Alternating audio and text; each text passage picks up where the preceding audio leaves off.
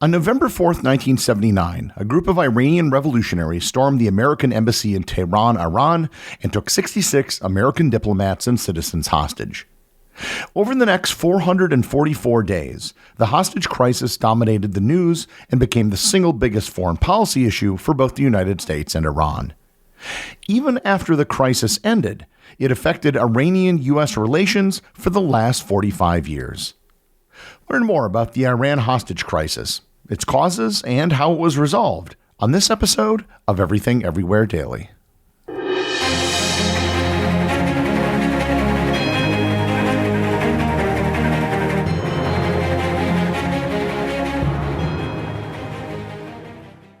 Hey there, Ryan Reynolds here. It's a new year, and you know what that means. No, not the diet. Resolutions. A way for us all to try and do a little bit better than we did last year. And my resolution, unlike big wireless, is to not be a raging and raise the price of wireless on you every chance I get. Give it a try at mintmobile.com/switch. $45 upfront payment required, equivalent to $15 per month. New customers on first 3-month plan only. Taxes and fees extra. Speed slower above 40 gigabytes on unlimited. See mintmobile.com for details. You come to the New Yorker Radio Hour for conversations that go deeper with people you really want to hear from, whether it's Bruce Springsteen or Questlove or Olivia Rodrigo, Liz Cheney, or the godfather of artificial intelligence, Jeffrey Hinton, or some of my extraordinarily well-informed colleagues at The New Yorker. So join us every week on the New Yorker Radio Hour, wherever you listen to podcasts.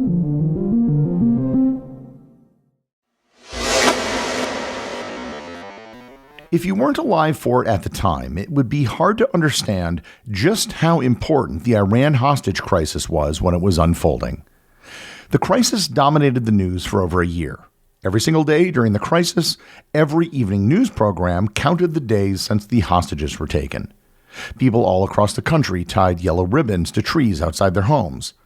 It became a dominant issue in the 1980 election and arguably contributed to the fall of an American presidency. The hostage crisis wasn't something that happened spontaneously, although it did seem like it at the time. The origins date all the way back decades earlier to the 1920s. Reza Shah came to power in 1925 after throwing the Qajar dynasty. He pursued modernization and sought to reduce foreign influence, particularly that of Britain and the Soviet Union. However, during World War II, Reza Shah refused to expel German advisors from Iran, alarming both the British and the Soviet governments. In August of 1941, Britain and the Soviet Union invaded Iran to secure oil supplies and to establish supply routes for the Soviet war effort. Under pressure from the Allies, Reza Shah was forced to abdicate on September 16, 1941, and was exiled to South Africa. With British and Soviet approval, Mohammad Reza Pahlavi, Reza Shah's son, was installed as the new Shah of Iran at the age of 21. His early reign was marked by limited power, as British and Soviet forces occupied Iran until the end of the Second World War. Mohammad Reza Pahlavi, the Shah of Iran, is really the key to this entire story. The Anglo-Persian Oil Company, later called British Petroleum, dominated Iran's oil industry, which gave Britain control over Iran's oil revenues. Iranian politician Mohammad Mossadegh led calls to nationalize the oil industry, arguing that Iran should control its own natural resources. In 1951, he was elected prime minister by the Iranian parliament with strong popular support. Mossadegh nationalized the Anglo-Persian Oil Company, expelling British oil interests and taking control of Iranian oil. Britain retaliated by imposing an oil embargo, blockading Iranian exports and crippling the economy. The Shah and conservative elements in Iran opposed Mossadegh's policies, fearing a shift towards socialism. Mossadegh tried to reduce the Shah's power, creating further tensions. In 1953, the CIA and the British intelligence orchestrated Operation Ajax, overthrowing Prime Minister Mossadegh, who had nationalized Iran's oil industry. And this reinstated the Shah of Iran's autocratic rule. The Shah implemented Western-friendly policies and rapid modernization, but his rule was increasingly authoritarian, relying on Savak, his brutal secret police, to suppress opposition.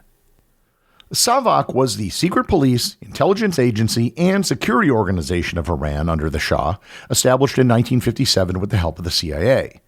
It was notorious for its brutal repression using torture, surveillance, and assassinations to silence political opposition, particularly nationalists and Islamists. The Shah was a brutal dictator who became hated by the vast majority of his people. However, he was also a staunch ally of the United States in the Cold War. Opposition to the Shah's rule began to organize around a religious leader named Ayatollah Ruhollah Khomeini, a vocal critic who was exiled from Iran in 1964. By 1978, widespread discontent over economic struggles, political repression, and Western influence led to mass protests. In January 1979, the Shah fled Iran, and Khomeini returned in February to lead the Islamic Revolution. In April 1979, Iran officially became the Islamic Republic of Iran, led by the supreme leader, Ayatollah Khomeini. I'm skipping a lot of detail there, but at this point in April of 1979, the Shah was out, the Ayatollah was in, and at this point, the United States was intent on continuing their relations with Iran via the new government. Maybe they wouldn't be as close as they were before, but the U.S. would recognize the new government and they would trade ambassadors. When the Shah fled Iran, he was seriously ill. He had been diagnosed with leukemia in 1974 and had become gravely worse during the protests of 1978. After fleeing Iran, the Shah became an international hot potato. He went to Egypt, then to Morocco, then to the Bahamas, and then to Mexico. During this time, the new Iranian government began to demand the extradition of the Shah back to Iran to stand trial. As the Shah was moving from country to country, his cancer continued to worsen. On October 22, 1979, President Jimmy Carter reluctantly allowed the Shah of Iran into the United States for medical treatment at the New York Cornell Medical Center. It was this decision that enraged the Iranian Revolutionaries, who saw it as U.S. interference and potentially the prelude for another U.S.-backed coup to put the Shah back in power. Large anti-American demonstrations erupted across Iran, particularly in Tehran. Protesters demanded the Shah's extradition to stand trial for corruption, human rights abuses, and crimes against the Iranian people. Ayatollah Khomeini and his followers denounced the United States, accusing Carter of interfering in Iranian affairs. Carter, for his part, seems to have allowed the Shah into the United States for purely humanitarian reasons. Carter felt it would be morally wrong to deny a sick man medical care. His advisors were split on the decision.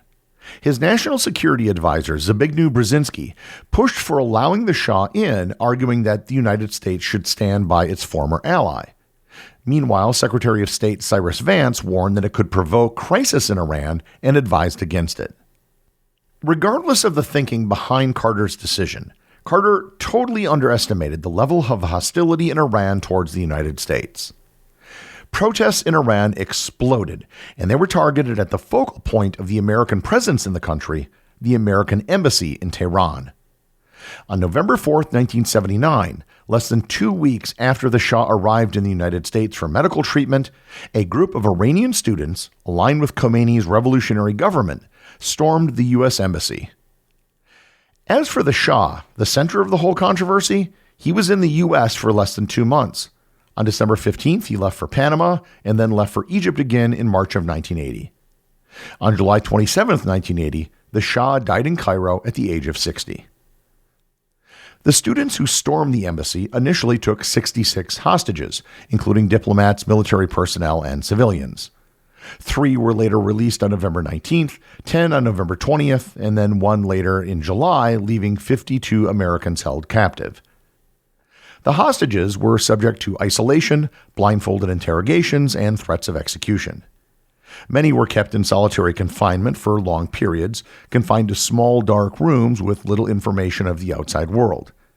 Their captors frequently staged mock executions, pretending to prepare them for death, only to halt at the last moment, a tactic meant to break their spirit. They were also forced to participate in propaganda efforts, appearing in staged photographs and videos that the Iranian government used to humiliate the United States. Communication among the hostages was severely restricted, although some managed to pass messages or tap out Morse code on the walls. Basic hygiene was a struggle, and food was often inadequate or withheld as punishment. Medical care was inconsistent, although some hostages received limited treatment when their health deteriorated. The United States had limited options with which they could respond.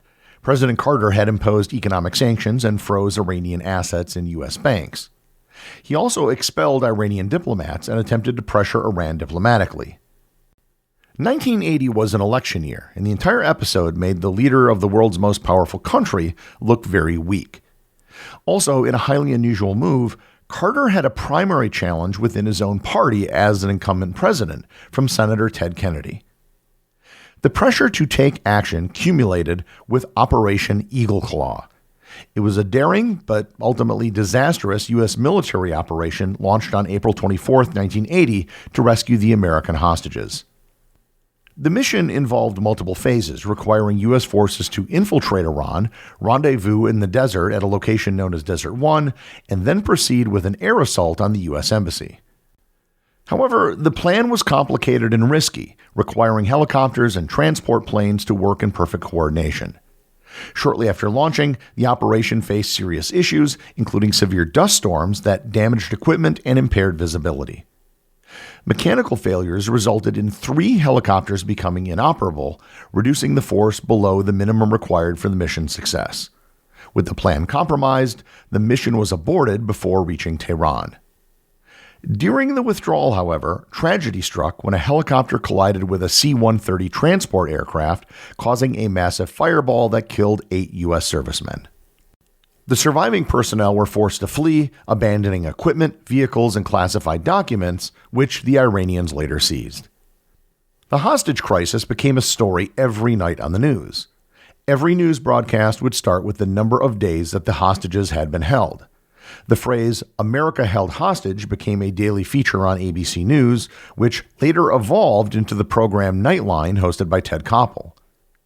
The media's relentless coverage of the crisis kept the hostages' fate at the center of national consciousness, fueling a sense of helplessness and anger. Schools, businesses, and communities organized yellow ribbon campaigns symbolizing hope for the hostages' safe return. Public sentiment was overwhelmingly hostile towards Iran, with large-scale protests erupting across the United States.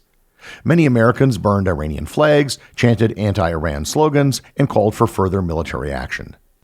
The Carter administration desperately wanted to come to some sort of agreement before the election. However, with the failed rescue mission, possible negotiations between Iran and the U.S. were at an impasse.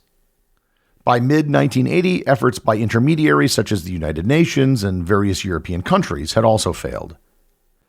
An intermediary was found in the nation of Algeria. The Algerians began their involvement in the Iran hostage crisis in the latter half of 1980, with serious mediation efforts starting around September and October. Algeria was chosen as an intermediary because it had diplomatic ties with both the United States and Iran, and it had maintained a neutral stance throughout the crisis. The Iranians had no incentive to hurry the negotiations because they didn't want to give Carter a win before the election. Negotiations intensified once the election was over and Jimmy Carter had lost to Ronald Reagan. The final agreement became known as the Algiers Accords. Under the terms of the Algiers Accords, signed on January 19, 1981, the United States agreed to unfreeze $8 billion in Iranian assets, lift economic sanctions, and pledge non-interference in Iran's internal affairs. Additionally, Iran was granted immunity from lawsuits related to the hostage crisis, ensuring that the United States government and private citizens could not pursue legal claims against Iran for the incident. The Iranian leadership, particularly the Ayatollah Khomeini, delayed final approval of the deal until just after Ronald Reagan's inauguration, refusing to release the hostages while Jimmy Carter was still in office as a symbolic act of defiance. Just minutes after Ronald Reagan was sworn in on January 20th, 1981, the hostages were released, marking the official end of the crisis. The Iran hostage crisis had a series of wide-ranging impacts, many of which can still be felt today.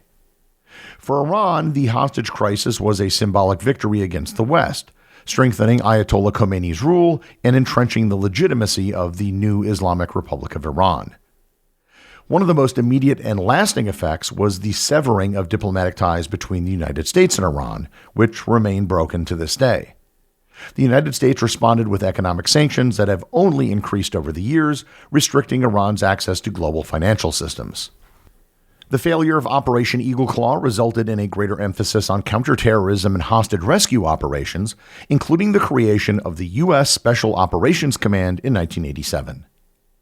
The continuous crisis coverage set the standard for the 24-hour news cycle and crisis-focused journalism.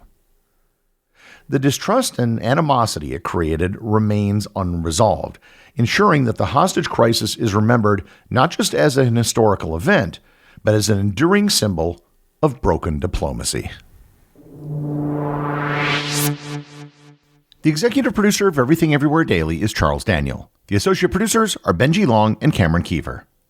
I want to give a big shout out to everyone who supports the show over on Patreon, including the show's producers. Your support helps me put out a show every single day. And also, Patreon is currently the only place where Everything Everywhere Daily merchandise is available to the top tier of supporters. If you'd like to talk to other listeners of the show and members of the Completionist Club, you can join the Everything Everywhere Daily Facebook group or Discord server. Links to everything are in the show notes.